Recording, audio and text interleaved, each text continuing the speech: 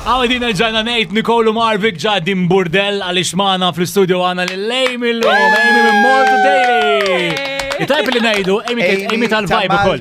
Għal-ftit. Back in the day. Back in the day. Xitliftu, Għara xitlifna minn narawni. Għal-Marelli. Lawna Amy, thanks for coming. You have the next 40 minutes maħna. Biex to hydrate you għandek il-ġelat tal-Cozy Crumble emmek. Hydrate, mi urtu fil-mija. It's hydrate. Yeah, but it's cold as well, so it hydrates you. Jena tal-pistachio. I was going to use this as a spoon. Jena ħafx il-gimmicks tijak biex tejt tal-ikel, imma għatma jgħetu id-daħal pen jew bajro, kif nejdu l-għana. I have everything near each other. Wait, I eat it on camera. Yes. No, I mean, the idea is Problema. It's good. Nice pistachio. Oh my God, mine's like biscuit. Davvera tajjeb. Oh my God, why did you give this to me? I mean... That's biscuit. We know you have a sweet tooth. So I really don't. I don't have a sweet tooth. Shay. I'm more of a savory. Yeah. I'm more of a savory person. But sweets I don't care. Isma, kurzita, xin il-memorja li iktar li tiftakar minn vibe? Ejja. Be nice to us. Okay. So I read the questions from before, so it took me a while to think. But Nathan, it was... Let's update li Nathan. That's one of the things she pissed me off all that. Date li Nathan. I love you for that. Mela, Nathan, back in the day when I used to work at Vibe, I wasn't in front of the camera. I was behind the camera, okay? And I wasn't exactly the fittest back then in Mansumma. Listen to this, okay? Listen to this. They made me go film them at a army thing of AFM. Yeah, I wasn't there. Where were you? I filmed Valentina and... Valentina, Frankie, like, I don't know, so, but I wasn't there. I was sick. Okay. And I had to go and I had to stay running behind them. Bombs! Boom, boom, running, Valentina screaming. It was a very, strict, regimental. You know why? It was funny because I had to run with a camera, trying not to get hit by anything. Yeah. Let's say it was more traumatic than fun, yeah? Amy was a character. I think she still is a character. I was a vibe and a half. She was a vibe and a half. Dar morna nifilmjaw il-Freddy Portelli nsu il-batteries. Għamilna murħallini u itlaqlem, literally. Iwa, għallin qasmela, Amy. Tini bħarojr kif san immanagġal dawn it-tnejn. Wait, what? Ma fem it-tnejn, x'naħseb l-Inglejs. Translate għal-Malti. Bil-Malti dbati, bil-rawġi dbati ħafna iktar. Turning red. Tini bħarojr, parir, advice. Okay, advice. Give me some advice of how to manage these two. Mela, she seems really alright. So I would just leave it at that. Nate, I would just ignore him. Alright. Sometimes he does say an extra word, lemmulaw. So boom! I do that to the people I love. Isma, on that note, għamilli impression ta' Nate kif ikun fl-studio. Vibe fam.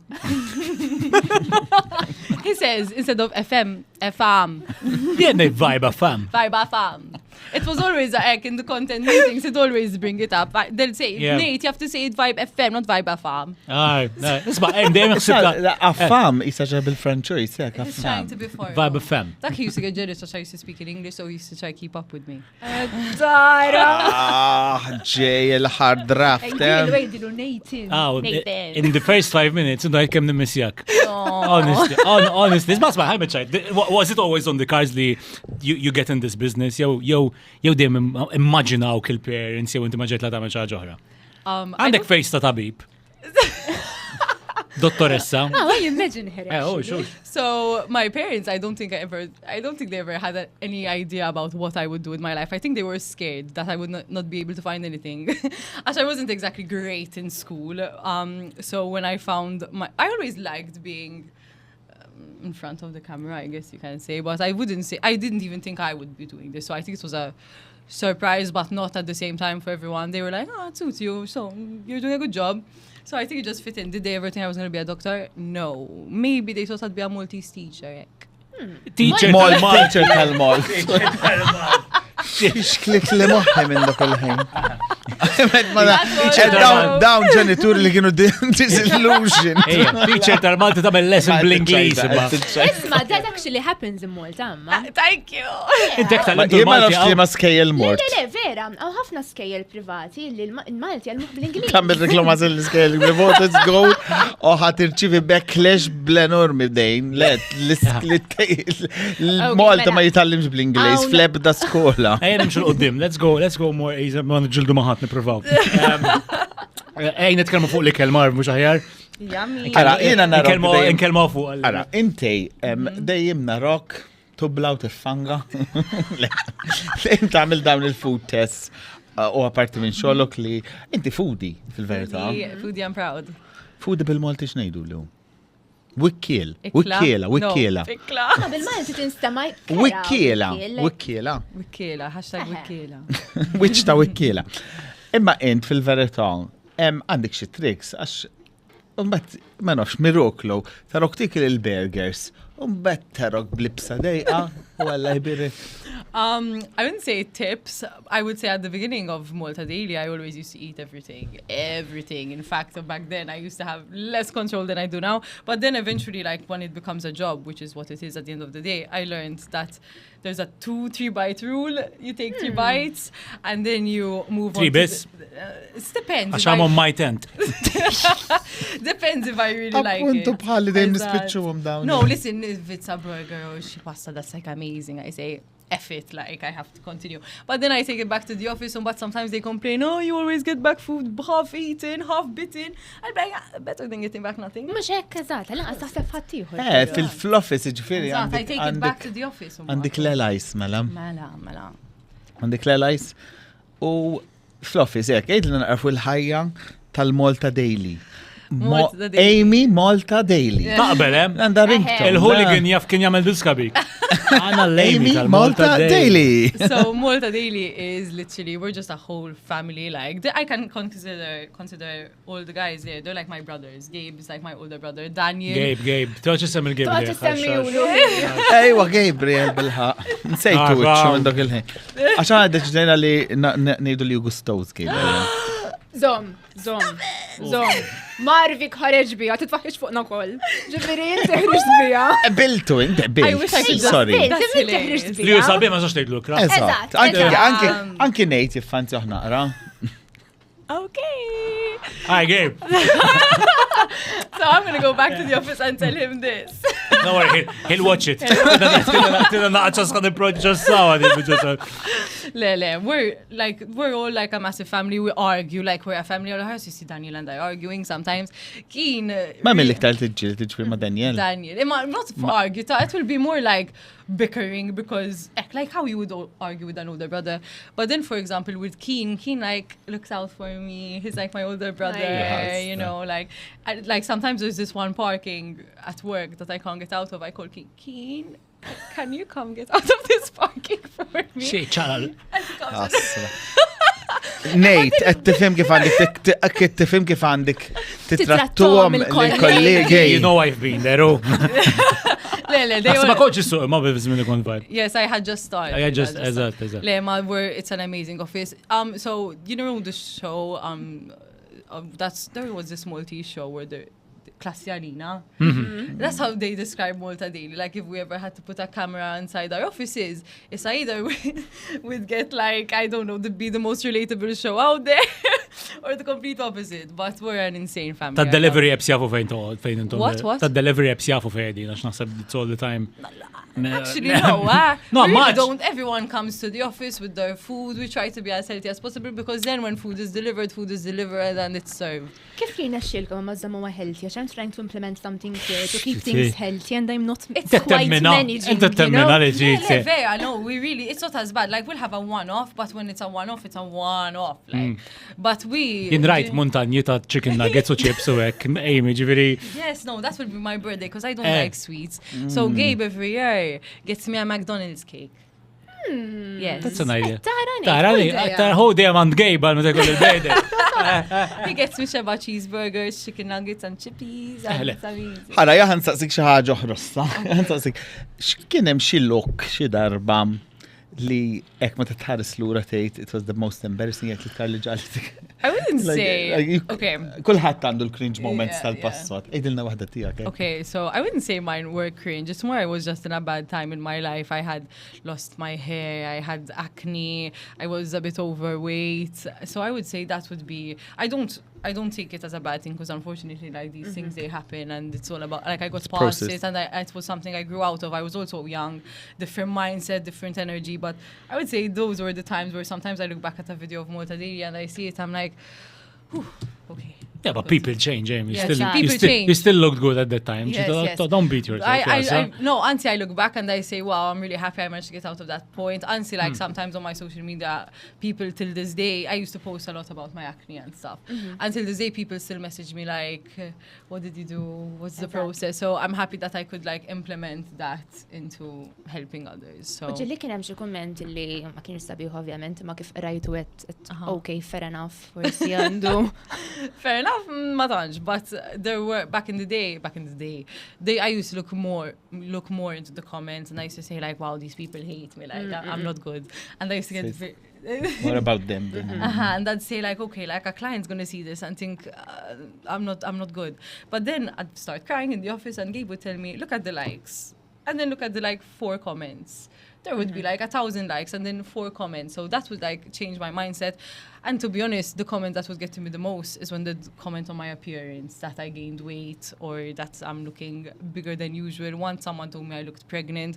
So these are the things that like would get to me the most. Like, and because I've always been insecure on my weight, I've always been insecure about the way I look. So then when you have people commenting your insecurities, and you see them in front of you, it's like confirming every bad thought you've ever had in your life.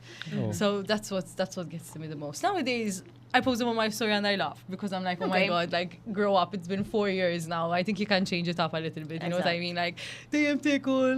Like, okay. Talking of Ikel, should we do the rating tal-Ikel? Marv. We had the list, right? Love a rating. Le, Marv iktila fil-page żgur, Morna mill-bidu minn fejn bdejna l-podcast, sa morna fl-aħħar biċċa. Otejt il-ċeġibiti, għamilu li il-flow bizzejet tajba kif jista' jkun għajgħu. Għaxin nemmi f'konverzazzjoni. Fil-konfuzjoni. Dik Le, f'konverzazzjoni li tiflaw naturali. Naturali, zeħ, f'għajt moħħi zeħ. Miskin, he's just excited. No, he is. But again. Mela, ħan ir-rekkja. Have you skipped 2 pages? Nistax nifim laqasina. Nazib qed niprofa ġast niftakar xirrit insaqsija u daqsek. That's what she did. Skuza. Go with the flow, Alu. With the flow, don't worry, Mark. Ma jimportax la 10 minni soħra. Eżatt, le. Eżatt. Niskuza ruħi, niskuza ruħi ma kullħat jek. I'm used to chaos. It's fun, Mark, don't worry. Ħan saqsik naqra, x'kienna fuq l-ikkel qabel u bad ma naftikmur. We went to comments and acne and depression. Yeah. We're back to food now. Okay. Story of my life, this, by the way. Rank these. Sawa, li mumma laqwa esperjenza tijak. Okay. Il-qobbojt tal-festa. What? Il-qobbojt tal-festa. Nougat xejdu Nougat. I don't know what it is. Like peanut butter. No, gubbajt. Festa, ġili mort festa, kollom mejda, L-iktar ħelu. Ġili mort festa Maltija tal-patron. Yes. Ok. U xin l-iktar ħaġa li tora, like fit-treq prinċipoli, f'dawk l-iktar ħaġa Of the nuts. Yes. That. Of the nuts. Ultimate is more sugar than nuts. I like the ones that are honey roasted. Oh, okay. Yeah. Is-sewda mela? No, they're like, we are a bit, ma nafx, they're like almonds covered in honey, they're very good, but full of sugar. Jinsoret Nikola ma tidubli. Trit-renkja. Id-donuts tal-van. Love those. But the filled ones. With chocolate. Biex chocolate? Nutella, chocolate, whatever. I'm not a jam lover in that sense. Okay. Jina blueberry mwela. Blueberry. What vans are you shopping at? I've never seen a blueberry one. Fl-qasjen. Għat ma blueberry donut. Ġam ikun tal-blueberry. Ġam ikun tal-blueberry, ju. Okay, very random, I've never seen one. Dak li għajja ta' donut għaw mandux Ma nizdiġ festi clearly. Le, da mux il-festi, don jiġi l-van sena kella jgħajat ma' eżot, kif jgħajat? Jina kif nisma l-van naħrab lem sewa. Tubza minnu, ma' mux jizidlik il-kaloriji, il-dik lajta. I always hear him, but I never see him, which is kind of lame, because I'd love to go give me donuts, but he runs away. Trid tixtrija ta' ġeneralment, mhux ħajtilu. Għajdlina. One donut. Mhux għax ejmi Taste tal-Malta Daily. Għajdlina ejmi tal-MaltaDaily. Tini ħan prova. Ħana millek food review. Timmaġinawa jkun hawn kendira ta' dik tad-donuts. That would actually be good. Ifhem, ma nitkellmu għax kellix qed jagħmlu. Kollox qed jagħmel. Imma mbagħad Amy, on the same thought, jekk eżempju like a donut scented candle would smell nice. X'taħseb li tkun like ikel Malti, which would make a horrible scented candle. Okay, so I thought really hard about this. So when I was thinking about this, I said, okay, when you smell like pastries being made, they smell good, so that can't smell bad. Donuts as well, same thing. I would say either like a pizza of olives, you know, those from the busting scene. Ma olives translate well, ta' into sense. Like that you don't need a candle. Per eżempju, candle riħa ta' candle. condoms, per eżempju. What? How is that Maltese food, Marvin? Forsi għalina, it's not food, but... For some people it is, apparently. Chewing gum. Għanġan nejdu xaġa li vera ma taħdimx qed ngħidu le. Le, għana But food they qed said ngħidu. food. Food! Jina kontet nejxi blue cheese, mux kondom. And you said Maltese food, I know just Eżatt. food. So I was Condoms mawx basing Maltin, it- naħseb, ma naħsebx li għaw. Condoms. Talking of Maltese brand, by the way. Le, zom. Amy, by the way, we got you a bottle of vodka, Maltese brand, Oh my Lascaris. god! It's for you. I don't drink. Jik them. Throw it. Oh, no. Ejja, Marv. Tiħli l-xħata b'tieklix. Thank you. Take it to the office, jidhom li minn għanna. Okay. But that's Maltese brand. I mean, for probably like, immaġer gunaw xamara ħata vodka. That I would like. Tixjera minn ma tixra. Mela x-vodka fija rriħa. Użgur li fija rriħa. Spiritu. Il-vodka. Spiritu. Mela. I mean, kun vodka tajba bħala Lascaris ma kollix Eżatt. riħa, ma vodka li għandhom riħa. Eħe. Hier jew, jien ma nixruf ġozzi. Jena ma naqbiza xot sal-issa. I mean, għax inkella ma nkunx fil-kontroll. Ma you feel free, you do you. Mux problema. Mux problema. So, imma, what is it like working in social media? Tipo, I mean, there are the ups and the downs. Imma, like, Alik, what is it like? I can't really complain. I love it. I think it's really fun. I actually get a bit like... I underestimate how many people actually listen to me and watch me sometimes. Like, I'll get some... Like, today I just posted a story because I always had a problem with my hair. And today I posted a story saying I found a remedy which really helps. And I got like hundreds of messages. So in that case, that's like really... When people listen to me like that and they reciprocate with what I've said, it's like really... the pros outweigh the cons. Exactly. So I really can't complain in that sense. I think social media, if it's used well, it's the best tool to help others. It's the best tool to grow. Like TikTok, sometimes when I'm having a bad day, it's like TikTok knows I'm having a bad day and I'm a librarian watching someone go through the same thing as me. So what is that too? It's like algorithm. And it helps you. Exactly. Like I, not to sound like but I was diagnosed with ADHD at a young age and I never knew how to like deal with it. And there'll be like these pages that will literally say things that I've been doing my whole life, and I'm seeing it in front of my eyes. Like, oh my God, I'm not broken. There are other people like me, and it will tell me like ways to overcome it and ways to like your mind. You are in control, and sometimes social media reminds me that I'm in control. But then you communicate it. That's the difference, because you have a platform. That's what we're talking about. So the strength is in you communicating it. Yes, and that is a gift that you have. I enjoy it. I can't complain. I love speaking to people. When people come and ask me for help on like acne, hair, I don't know, literally. And I wish to be like the older sister some people don't have to speak to. So I like that. I love it. I can't complain. You have siblings, right? I have to, yes. You have to. Yes. Okay. They don't see me in the same light, I think. As one's a 10-year-old and one's 21, so. And kif jarawk? I think, I don't know, Mini Amy min għajnejn oħta, jew ħuta? My sister would probably say she thinks I'm full of myself and I'm really not, but whatever. It's like how you see your older sister. But recently over the years I started to realize that she looks up to me more than I think, because she'll call me, do you like this outfit? What should I do about this? What should I do about that? My brother is young, he's my half brother. I don't see him all the time, so he doesn't care. But when it comes to dating now, so through your dating life, how has your personality, how does Amy ta' MaltaDaily, kif affettwat l-Amy. Okay, interesting question. Tal- Well, I'm no longer tal-dating. dating, I'm in a relationship. Okay, Very congratulations. happy. Congratulations. Thank Jien ma nafx ġifieri. It's okay, it's okay. No, he's amazing. We're in a super relationship, but I would say there were some times in the past where I was dating and like this guy was like, nah, I don't like your It was job. on your Like, Tinder profile, ġifieri. I never had a Tinder profile. You never had a Tinder. There was a fake Tinder profile, but I would never. Ah. No. Is Sorry. it something that happens to you? Ma li kun hemm ħafna fake accounts like Yes, Vera. really, people have messaged me. Like, there's this account. There was an account on Tinder which was out for ages, and people were messaging. There was a time where people were asking for money from both profiles. It was quite bad, but there were so many fake accounts that now when someone messages me, I don't even just like okay, Sure. another one bites the dust.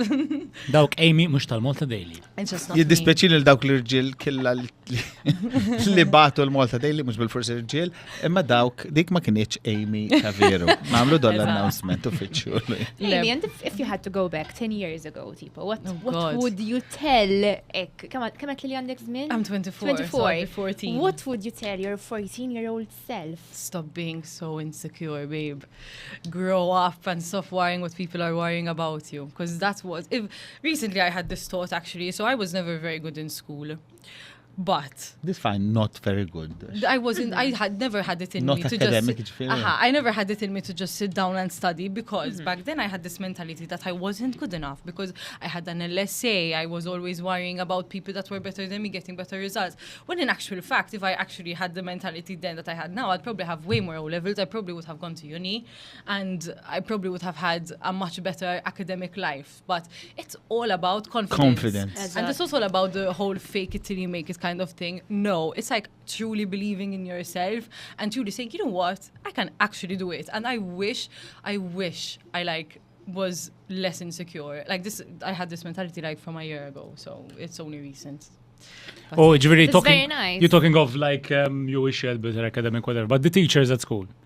Li kellek, kif jaraw kissa, did they ever contact you or something? I mean- because it's always nice when a teacher comes with like, Vera, il-għallu fej vera. wasal, no, I'm happy, Eżatt. Ma but it-teachers ta' veru, it-teachers ta' veru jihdu gost. I mean, Eżatt. rridu kunu, pjuttost għandhom il-problemi huma, teachers, yes, biex but- ma jihdux gost li jaraw il-xaħat li kienu, anki jekk fil-klassi kien nightmare, jirnexxi, Jirnexxi ġviri ħajja. fil-verità teachers. Look, the teachers just do their job at the end of the day. Like, but again, like, this is a completely different conversation. But the whole academic structure, not everyone is built for that line of work. Like, obviously, there are people that need it depending on the type of studies they want to do. But unfortunately, I wasn't one of them. Should I see a teacher, they always tell me, I always pictured you in this line of work. You always had the character for it. You always had this. Was I going to be a maths teacher? No way. Maltese teacher, science, disaster. But then there are things that just suit you better, and the teachers, you can't blame them because they're doing their job. You know what I mean? That at the end of the day, they're helping the student grow, and they're doing their job. But you can't blame the teacher. you've been to places, I mean, you've met people we never met as well. I mean, nerna għalik, għajt ma' Patri Sevra. I mean, Patri Sevra, xtejd li fuq. I mean, kontaf minnu Patri Sevra, għabel għajt mi, eżat. So Google jgħajtu għabel kellimtu. Yes. That's like short and sweet. Yes. David Williams, come on. David Williams, I always Kien tough knew who he minnu. was. Yes, I knew who he ċajta was. xina għamija, għamilek xina gay joke. No, Ansi, I had told, because I always used to watch him when I was younger on like television or work, and he used to be on Little that Britain, show. yeah. Little Britain, Yeah. like, the computer said no type of stuff. Like I used to love. Carol. I used to love watching it with my nana. And I remember the first time I told him about it. I told him I used to watch you with my nana, and he was like, "What with your nana? That's who I target." And he got really offended. Like, it was quite bad. And then I was like, No, probably he sorry. wasn't He- offended. he He was- played that. He was offended could because be. that's David Williams. Now looking humor. back, probably, but he still remembers me every year when he comes for the awards. He's always like, "I remember you." I'm like, "Hey." You're the nanna one, no? Right, huh? I mean, mem ċertu nisasab, I mean, David Williams, I mean, yeah, we all remember. Naħseb hemm, għax Marvik beda jgħidilna, li hemm naħseb xi lista ta' kif ta' bdej, ġenerazzjoni tal-medja li probabbli laqas Nikol ma tiftakar. Le, per eżempju. U rrid jittestja jekk hux vera, għax ma jistax jemmen li pereżempju Anna Bonanno taf minni? Who? Eżatt, ma jistax jemmen li hawn nies li ma jafux minni Anna persuna Bonanno. fil-medja li ħatoħloq personalità bħal-mejli ġurnalista, ma tutlist, ma mux ġurnalista, ma tgħidlix li m'għandekx xampju, ma tafx minni Anna Bonanno. She sounds Italian. Isma, She is. you're talking di Anna Bonanno, di kiku kanna Di Anna Bonanno. impoġġuha fuq il-flus konna impoġġuha. Marv, it's not It's their a generation. generational thing. Yeah. Yes. Agata Barbara taf minn ej. Heard this name before. Heard this name before. I've heard it passed in the office. Kiet l-ewwel president ta' Malta. Menti, Mara. Mara. Yeah, there's nothing wrong in it. Just Interessanti li ma jafux just minn hekk. Marvik Kien hemm ħafna ma kontx taf minnu. Marvik ma jistax jaċċetta li ma tafu ma jafuhomx. Iwa ċal saliba taf minn hu. Le, tajt li qetlek. Da jafuhomx. I'm gonna get cancelled. No, trust me. Iwa nimxu mela 10 sin wara 90s. Sawa kbirt fil-90s int, la? No. No, she was Għalek ma jafux Ruta Majra taf minn ej. Myra. Ruta Majra. Majra. Ruta Majra. She's still on TV, actually. I don't know. Ruta Majra. Some you keep Istituzzjoni oħra. I don't even watch Maltese television. Titir li ma tarox. Sorry. Eileen Montezina. Eileen Montezina. Eileen I Montezina. know. Ma Eileen Montezin baqat, you know, every Ma li Montezin. Interviewed her too, by the way. Istituzzjoni oħra li Montezin, ġviri. She was Tiftakar xi ħaġa minnhom kollha, like the ones you interview, like the way they smell for say enough. No. Hey, you don't smell No. them a bit. I think like when I go into the interview, I'm so like focused on what I have to say and everything, trying not to stutter because sometimes I stutter. Like I'll be nervous. I'll be like, how are you today? Like, and I panic. Ma jkun what ċant you- minni mi kellu xi riħab ta' basal tal-ansar. Actually, when I see you doing, bit sissa bis-serjetà, meta narak tagħmel internet mar, element. Fina xxiela. I mean, tidher isek like you've been doing it forever. Eżatt. You're so natural at doing it. Thank like, you, Like, thank you. nibdejt, if I'm doing it, I'm going, you know, it's not like, għax when you meet someone, you know, li, enough, if I met Patrice Evra, probably, I mean, kullu kaġa kont nejdu, I love this game. I love this. Like, to be fair, Li ma that was a tkunx taf super- minn huma. Eh. Ma tkunx taf minn huma jgħin. For sure. Lele, that was a super chill interview with Patrice Evra. I remember he came up to me.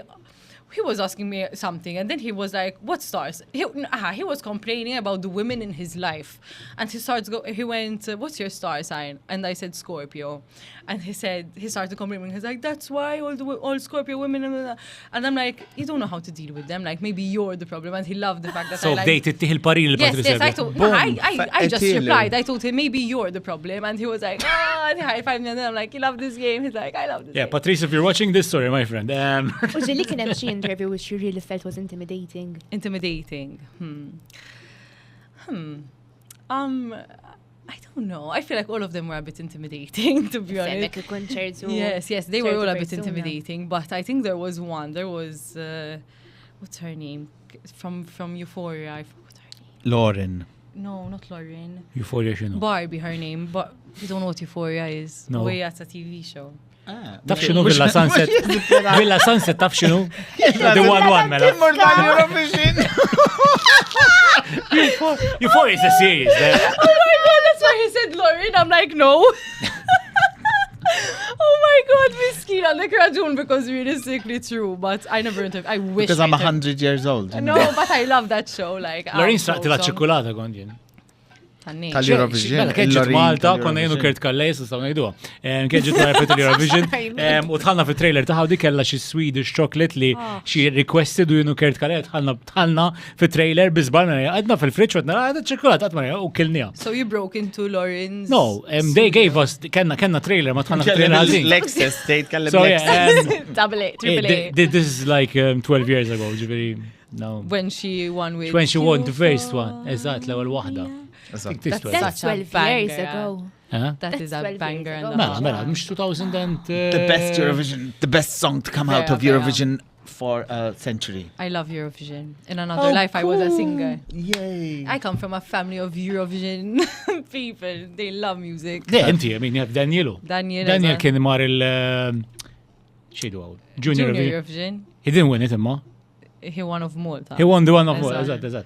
Eżat. He didn't win of abroad. Yeah, the one of Brian, I Sad. remember. Yeah, but yeah, where we're going. Isma, I mean, what is one person you interviewed illi tejda vera ma stannitu xa jkun daqsek korrejt? I mean, you mentioned Patrice Evra, but was there another? This is going to sound really weird, but I feel like I've forgotten some of them because there were so many. But Patrice was amazing. Loved him. He was really sweet. The MTV ones, like the recent ones. The MTV ones. Damiano, the interview on Damiano. No, How was Damiano? he seemed really chill. He was amazing. He was a super chill guy, super wholesome. Did you interview Lady Gaga? No, I was like 5 years old when she came, bro. Last I knew what I was saying back then was probably Gaga. No, I never met her. I wish I did. I used to be like a massive Isle of MTV lover. So then when I managed to start working with them and actually be on the stage this year, this was like massive for me. It was like, I would say, the highlight of my career, the Isle of MTV. Very this Who's year. one person you want to interview? The like One person I want one to I interview. want to do this. Forsi ġibulek għall-MTV. Okay. Adam Sandler. Adam Sandler. I love Adam Sandler. He is Super my funny. he's my icon. I love him so much. He's hilarious. I think his movies are like so smart. I think he's a brilliant guy. I just love him. He's like my celebrity crush. There you go. Speaking of celebrities. Eja, Ma xinu ġej? min ew ultimately is-celebrity li intej trid tkun? To Marvi kif ħareġ? What deep. What celebrity I would like to be like? Okay. I didn't expect this question. I'm a bit. Hele, this Well, by the these way, are- sorry, Amy, naf qabel I'm badek. Daw questions that iżiru minn moħ Marvik. Of the book L-spirtu L-spirtu tal- l-spirtu organiku tal-konversazzjoni. Exactly. So yeah, take your time. Don't Okay, worry. I wouldn't say. I'm gonna keep it local. I wouldn't say celebrity, but I look up a lot to Keen. I like how he. Wow. You want to become keen. Not I want to become Keen, but I like the way Keen. So I've hosted a lot of stuff with Keen, and the way he prepares himself before a show. He's like super detailed. Like sometimes I wish I had the level of detail that he has. So if I had to look up to anyone, I think it would to be Keen. Like I think he's a great guy. Yeah. Nice. You're keen to be keen. Okay. Keen to be Keen. Let's go on something serious now. Okay. I feel like we've touched upon a lot of serious topics. What is your go-to drinking game, right? Lallu, minn wahda għal-oħra. Għandek il-vaska qoddina biex tistira. What is your go-to drinking game? Inħaltu love- We want to know, l-ħass Amy. mal-bass. I know a bit of Amy, the party Amy. Issa, ma I let's... don't party that much Oh, anymore. wait, but ma I mean, way back then, yes. Yes, yes. Fimni, I mean, yeah. Nejt, xiniz ikunu jagħmlu l-parties, un bad ma jibqewx. Yes, there's nothing wrong with it, but we still have a party game. Yes, Little yes. pjaċir bija, I would Eżempju, say- tkun Scrabble. No, let me tell you. So- Let her speak. Ħanna xatajli. So I would say my favorite party game, charades. Charades. I love charades. It's so fun. So And Marvi you'd be like- bil-loba. It's so Can't fun. touch up.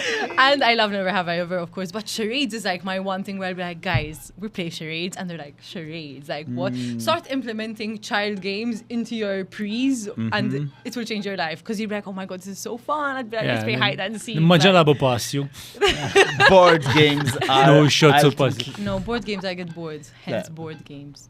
Yeah, I mean, but do you win charades? Cards Are you good at against humanity. charades? Yeah, you're good Oh, at yeah, it. no, it's fun. Like, and in the moment you're trying to think of ways to act it out, you're drunk. People are like, "What the hell are you saying, bro?" It's just fun. Like, no, it's just not a serious game. It's hilarious. Charades for drinking games. That's- Charades for drinking games. One last question, Amy. So this you have to be honest. If tomorrow all the social media is banned, spiċċa kollox, we're done, we're gone. Who's Amy? What is gonna happen to Amy? I'll become a Maltese teacher. Tajba. Tajnik ċans taħsibha. And you still went there. All right. Brava. Okay. X'inhi l-iktar kelba bil-Malti diffiċli taf? Oh my God. Just one. Ejja, l-iktar waħda tgħid D is the ultimate. I don't know. Probably all of them. Oh, there must be one name. Of ma nafx. Probably. Marvik ispira ħana. Probably something. Ma nafx. Sometimes they're really hard ones. That I just Toni like, tana tani tuta tal-li tajtu tibna tajba. Tina Kien tajba tani titħawat. Toni tal-li tajtu tuta tajba. Tony. Toni tani tani tuta. Tal-li tajtu tina tajba. Thank you for coming, Amy. Sorry. Thank you so much. Sorry for the blender of a podcast. It's li kellna. okay. It was fun. I loved Yes, it. we loved it. Thank you. And we'll see you around for Malta Daily. Peace out. Ciao. Ciao.